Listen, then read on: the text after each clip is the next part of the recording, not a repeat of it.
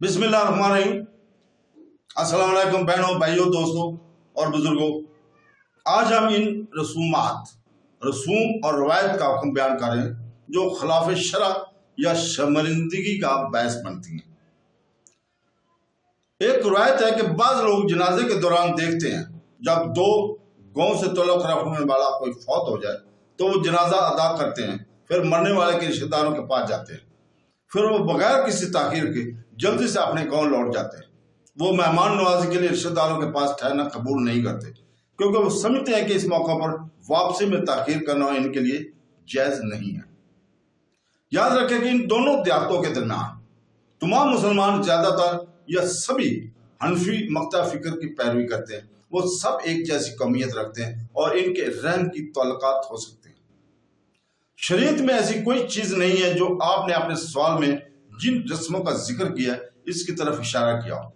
ایسا لگتا ہے کہ یہ وہ چیزیں ہیں جن کے لوگ اپنی زندگی میں عادی ہو چکے ہیں اور وہ انہیں مذہب کی طرف منسوب نہیں کرتے۔ ایسا بھی لگتا ہے کہ ان کا تعلق نفسیاتی اور سماجی معاملات سے ہے۔ معاملہ کچھ بھی ہو، چونکہ ان رسموں کی شریعت میں کوئی بنیاد نہیں ہے، اور خاص طور پر چونکہ آپ نے اپنے سوال میں یہ ذکر کیا ہے کہ جو مہمان نوازی کے بارے میں پوچھا گیا وہ میت کے اہل خانہ کی طرف سے پیش نہیں کیا جاتا، جس کی اجازت نہیں ہے، اس لیے لوگوں کو اس کا لحاظ نہیں کرنا چاہیے۔ یہ ایک مقدس قانون ہے جسے تبدیل نہیں کیا جا سکتا۔ اس کی وجہ یہ کہ یہ رواج خاندانی رشتہ داروں کو برقرار رکھنے اور خاندان اور بھائیوں سے ملنے میں ہے، کسی بھی حد تک ایک کمی کی نمائندگی کرتا ہے، اور ان رشتوں کو برقرار رکھنے میں کوتاہی کی کوئی حقیقی وجہ نہیں ہے، خاص طور پر چونکہ یہ مسئلہ اس وقت پیدا ہو سکتا ہے جب خاندان کے رشتہ داروں ان سے ملنے آئے بغیر گاؤں آتے ہیں۔ یہ ناراضگی اور شکوک کی وجہ سے ہو سکتی ہے۔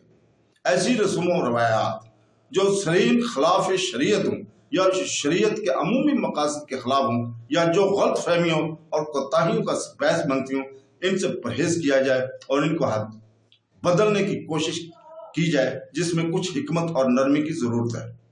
شیخ السعدی رحمۃ اللہ نے رسالہ فی اصول فقہ 7 میں کہا ہے کہ رسم رواج کے بارے میں بنیادی اصول یہ ہے کہ وہ جائز ہیں جب تک کہ شریعت میں ان کے حرام ہونے کی روایت نہ ہو۔ شیخ عبدالعزیز بن باز رحمۃ اللہ نے مجموعہ فتاوی 510 میں کہا ہے کہ ہر مسلمان کو جو کرنا چاہیے وہ یہ ہے کہ رسوم کو آنکھیں بند کر کے قبول نہ کرے، بلکہ اسے شریعت کے خلاف پیمائش کرنی چاہیے۔ جو چیز منظور ہو وہ اس کے لیے جائز ہے، ورنہ وہ ایسا نہ کرے۔ یہ حقیقت ہے کہ لوگ کسی چیز کے عادی ہیں، اس کا جائز ہونے کی دلیل نہیں ہے۔ وہ تمام رسم و رواج جو لوگ اپنی سرزمین یا قبیلوں میں رائج ہیں، ان کو اللہ کی کتاب اور اس کے رسول صلی اللہ علیہ وسلم کی سنت کے خلاف ناپا جانا چاہیے۔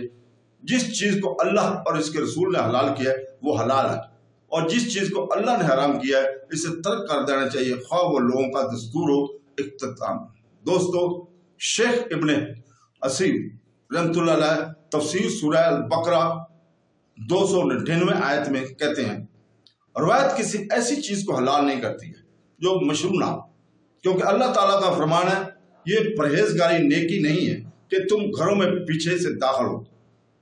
البقرہ 199 میں حالانکہ یہ ان کا دستور تھا اور اسے نیکی سمجھتے تھے، جو شخص کسی چیز کو رواج کے طور پر لے اور اسے نیکی سمجھے، اسے اللہ کے قوانین کے خلاف ناپنا ہے۔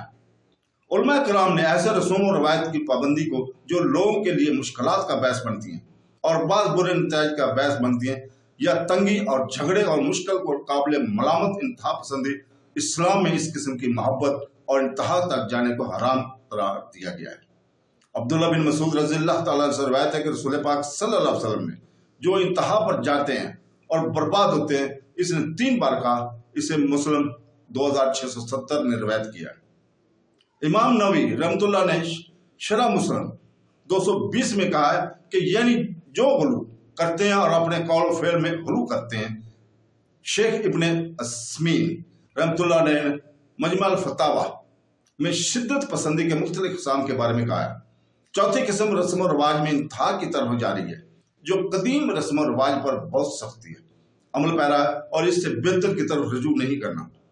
لیکن اگر رسم و رواج کسی जायज मकसद की तकमील में दूसरों के बराबर हूं तो अपने रस्म रवाज को मानना गैर मुल्की रस्म रवाज की तरफ रुजू करने से बेहतर है। तो दोस्तों, अल्लाह ताला से दुआ है कि वो हमें कुरान पढ़ने, हदीस पढ़ने और सुनते रसूल पर अमल करने की तौफीक अता फरमाए। आमीन सुम आमीन। अल्लाह।